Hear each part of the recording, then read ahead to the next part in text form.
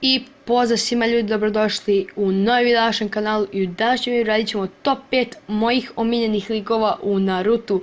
Tako da, hajdemo u video.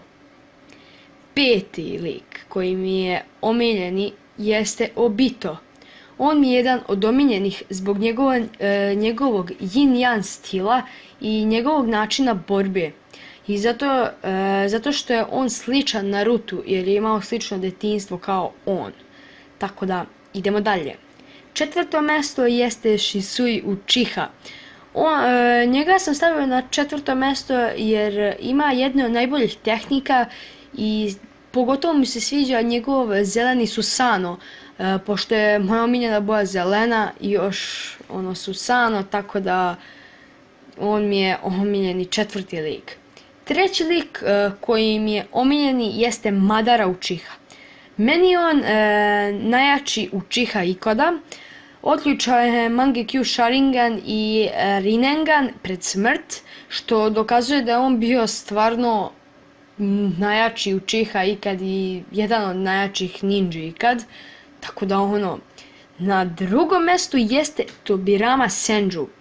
On je jedan prejak shinobi i drugi omiljeni zato što je izmislio dosta tehnika kao što su tehnika letećeg munjevitog gospodara, reinkarnacija i klon senke, tako da stvarno mi se on jedan od omiljenih Hokagea i stvarno prejak ninja. I na prvom mjestu omiljeni lik mi je Minato Namikaze. On mi je omiljeni lik zbog njegove ličnosti i brzine. Stavio sam ga na prvo mjesto jer je Tobirama sam rekao da Minato je brži od njega i da je prestigao sve njegove tehnike koje je izmislio. Tako da stvarno neverovatno i zbog toga mi je Minato omiljeni. M je četvrti Hokage, M je Narutov otac, tako da eto stvarno neverovatno. Tako da eto, to je bilo to za ovaj video, nadam se da ste uživali, ako jeste ostavite like, share i sub, a mi se vidimo u sljedećem videu. Pozdrav!